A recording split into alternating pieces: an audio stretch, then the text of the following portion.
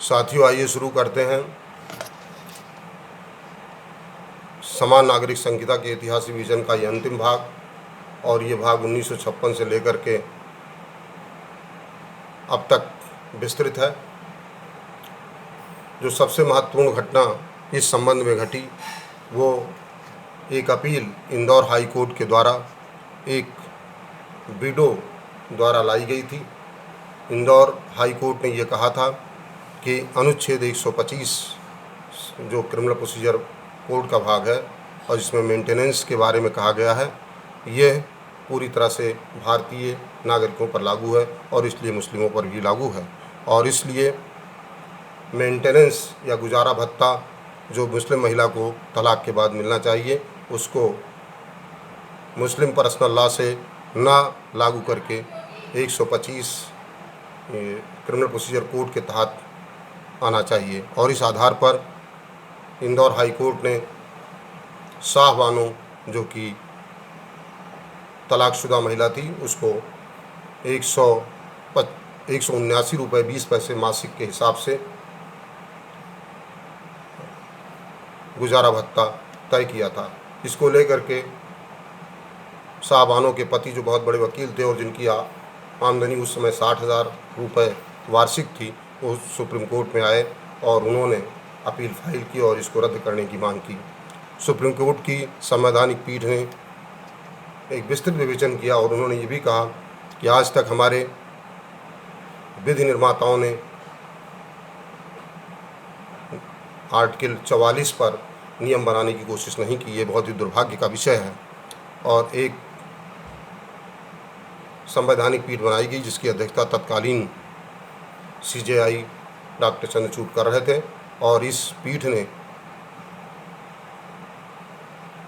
23 अप्रैल 1985 को एक ऐतिहासिक निर्णय दिया। उन्होंने कहा कि जहाँ तक मुस्लिम महिला के गुजारे भत्ते का सवाल है, उसमें 125(3) CRPC लागू रहेगा और उसमें पर्सनल लॉ 1937 शरिया एक्ट लागू नहीं होगा। इसके बाद 1986 में तमाम कट्टरपंथियों के दबाव में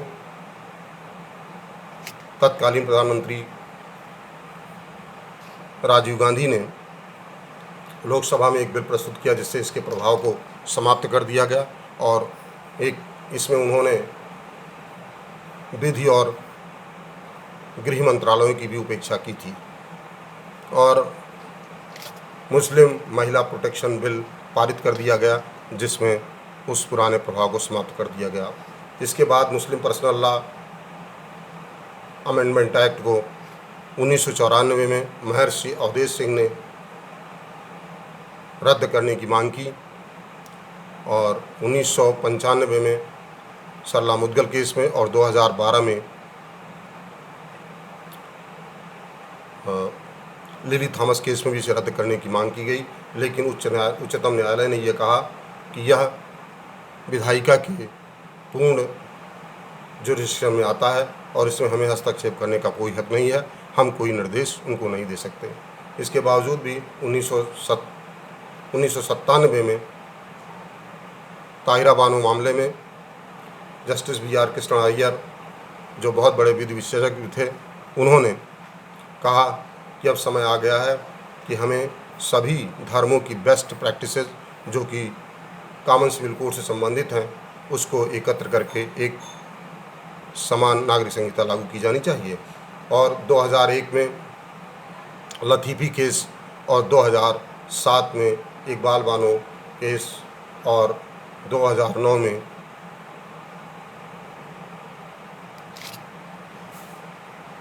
इसी तरह के केसेस में सुप्रीम कोर्ट ने मुस्लिम महिलाओं को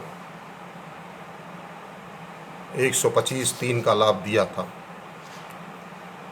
और इसके बाद ये मामला आगे बढ़ता चला गया और इसी संबंध में 2017 में एक मामला दाखिल किया गया जिसमें कहा गया कि ट्रिपल तलाक को असंवैधानिक घोषित किया जाए।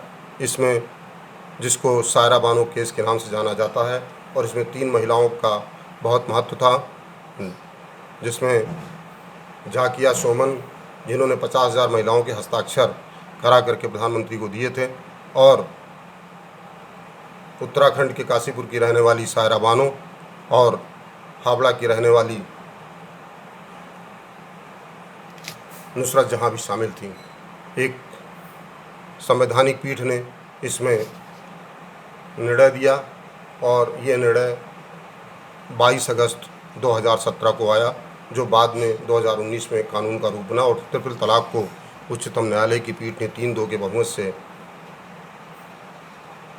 असंवैधानिक घोषित कर दिया।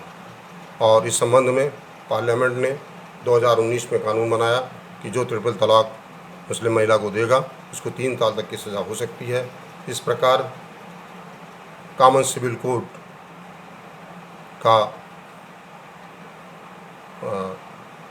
का सामयिक मूल्यांकन किया जा रहा है और आगे इस पर सरकार कार्रवाई करने के लिए कटिबद्ध दिखती है। आइए देखते हैं आगे क्या होता है, क्योंकि एक स्वतंत्र देश की पहचान के लिए एक समान कानून सभी नागरिकों के लिए होना चाहिए, ताकि समानता के अधिकार, स्वतंत्रता के अधिकार और जीवन के अधिकार का उल्लंघन ना हो सके। Thank you very much.